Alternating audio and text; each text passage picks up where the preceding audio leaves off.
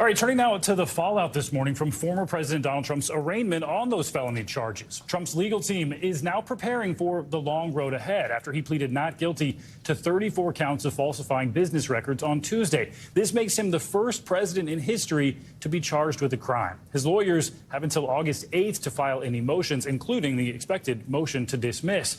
Meanwhile, after the battle is shaping up and when the battle is shaping up over when the trial will actually be held, prosecutors have asked that it start in January of 2024, but Trump's team, they're pushing back. They want it later into the spring of 2024.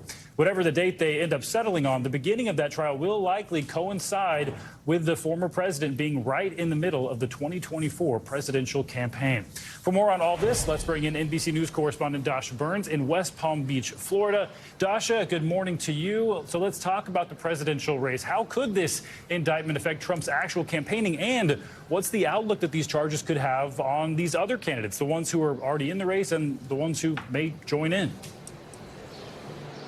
Well, Stephen, I'll tell you how a Republican operative put it to me recently. He said, right now in the Republican Party, there is no anti-Trump lane. Those doors are closing, and they're closing fast. And you've seen that as even his opponents and potentially soon-to-be opponents in the Republican primary have all rallied around him, attacking the DA and supporting the former president here. And in the hours and the days since the indictment came down, according to the Trump campaign, they tell me that they've now raised $12 million, telling me that about a third of those donations are brand new donors, saying they've also signed up 25,000 volunteers. And if those numbers are accurate, that is a huge data point to show not only are those Republican allies in Congress and Republican operatives, Republican big names in the party circling around him to support him, but that he's also getting grassroots support around this. So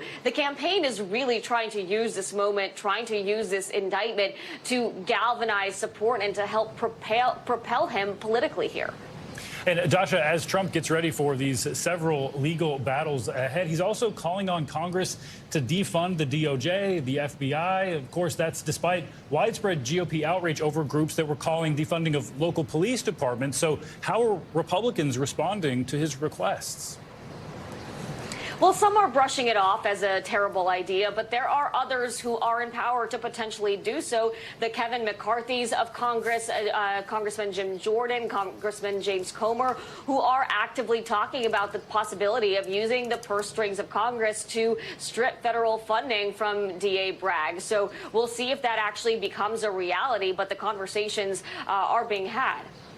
And we're also learning more about these threats I wanted to ask you about to Judge Merchan's family. Just 2 days after the former president targeted them, spoke about them at that Mar-a-Lago speech. What more do we know about those threats? Well, we were waiting to see what the former president would say in his speech, because earlier that very day, everyone involved in the case was told by the judge, look, I'm going to be watching for charged rhetoric that could potentially incite violence. He didn't go so far as to issue a gag order prioritizing First Amendment rights, especially for a current candidate for president. Let's not forget that very important piece of context here. But of course, that very night, the former president again going after the DA and going after the judge.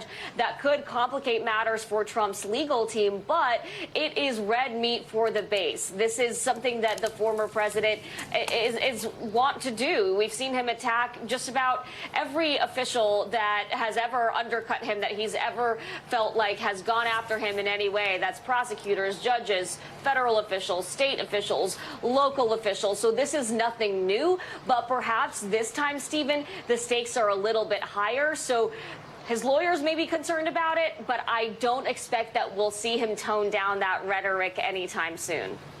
Higher stakes and more complications. All right, Dasha, thank you. Thanks for watching our YouTube channel. Follow today's top stories and breaking news by downloading the NBC News app.